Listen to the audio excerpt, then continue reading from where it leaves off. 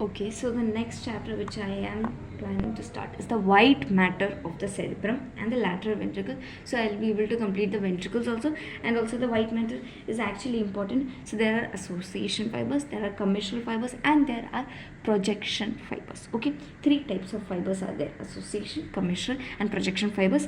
Association fibers are not very much important, but these fibers are really important. Okay, short association fibers which connect between the two. So for example, I will draw the diagram and I will teach you for commissural fibers and association fibers. But for projection fibers, there's a most important projection fiber, which is internal capsule, that I will teach you properly. Okay, so there are short association fibers which are arcuate fibers or U fibers. They are present between two gyri. So there are, if you have learned cerebrum, you will understand there are gyri and sulci. Sulci are the depressions. Okay, gyri are the elevated parts of the depression. So this is a sulci. These two are a gyri. See, okay, elevated part of the cortex. So the short association fibers, they communicate between the two adjacent gyri. Then comes long association fibers. So long association fibers, here there is corpus callosum, which is a commissural fiber, which is also important, can be asked for a short note. So above this there is cingulate fibers. Okay, cingulate gyri is there. So from there passing is cingulate gyri, and the cingulate fibers, association fibers, and then there can be superior longitudinal bundle, inferior longitudinal bundle. Okay, so there are a lot of bundles. So cingulum fibers, superior longitudinal bundle, inferior longitudinal bundle, fronto-occipital bundle, which also lies from here, which is the longest, lies here, like this fronto-occipital bundle. Okay, just remember the names of these association fibers. Then the most important fiber is corpus callosum from the commissural fibers. So the commissural fibers all are corpus callosum, anterior commissure, posterior commissure, habenular commissure, hippocampal commissure. Hippocampal commissure, which is the commissure of phonics, which we will be learning in the visual cortex chapter. That chapter, in the limbic system. Which chapter? Reticular fibers. Some chapter at the end you will be learning the commissure of phonics, but these are the commissurals. Okay, corpus callosum, anterior commissure, posterior commissure, hippocampal commissure, habenular commissure. So in that, corpus callosum can be asked for a short note, so you need to learn that thoroughly. Now this is the diagram. This is the cingulate gyrus. This is the callosal surface. This which I have drawn is the corpus callosum. This is corpus callosum. This is corpus callosum. Okay, and this is fornix. This is a lateral ventricle. Okay, this is body of caudate nucleus. This is what? Striate terminalis. What is this? Thalamostriate vein. And what is this? This is thalamus, which we have completed. Yes. Okay, next.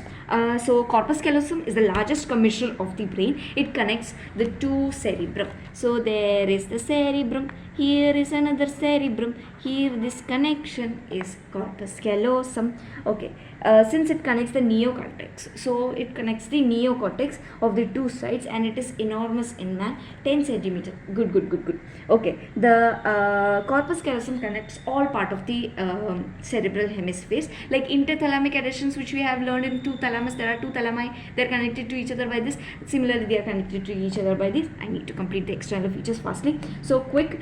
The corpus callosum connected to each other by cerebral cortex connected to each other by corpus callosum, except in these parts, where in the anterior part and in the temporal lobes. Okay, anterior part and in the anterior parts of the temporal lobe. So what is connecting there between the cortexes? In between the cortexes, their anterior commissure is communicating them. So commissural fibers, they are communicating between the two hemispheres. Okay, now the external features of the corpus callosum, actually I haven't written anything because in this diagram you can see all of them. Okay, corpus callosum is a massive arched interhemispheric bridge which connects between the two cerebral hemisphere, which I have already said, which is one of the external features. Then comes, it roofs the lateral ventricle. So this is the lateral ventricle. Okay, and it is roofing the lateral ventricle. As you can see, here is the this. So roofs the lateral ventricle, and then it is nearer to the anterior end than to the posterior end. That is, as you can see, it is more nearer to the anterior end. So it is 4 centimeter behind the frontal lobe, whereas it is 6 centimeter in front of occipital lobe. So it is more closer to the front than to the behind. And then comes when you cut it in this section, which is called sagittal section. Yes, cut in sagittal section, you will get equal half. Okay, yeah, you will get a C-shaped mass. As you can see, I have drawn this C-shaped mass here and told that this is corpus callosum. So you can see that C-shaped mass when you will cut it in sagittal section. Yes, and okay, now what happens in the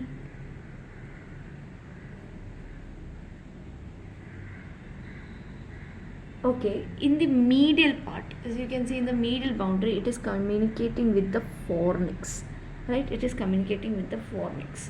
So here is the fornix. So it will be communicating with the fornix. And on the superior aspect, as you can see here, these two structures, this is indusium griseum and this is anterior cerebral arteries. This is anterior cerebral arteries. Now we are going to the relations. Okay, and this is indusium griseum, sumsium. Okay, and so sumsium. Now we are going to where was I? Yeah, it is actually talking about the relations. So the corpus callosum in the medial side, it is related to fornix, and superiorly it is or inferiorly it is related to fornix. Superiorly it is related to anterior cerebral arteries and indusium griseum. Okay, and the anterior cerebral vessels. Yeah, and then superiorly there is this is the cingulate gyrus, which is separated by callosal sulcus. So this is the cingulate gyrus. Here the space is callosal sulcus. So this gyri is separated from the corpus callosum by callosal sulcus. Now comes the parts of the corpus callosum, which I will be dealing in the next chapter, next video. Okay, thank you.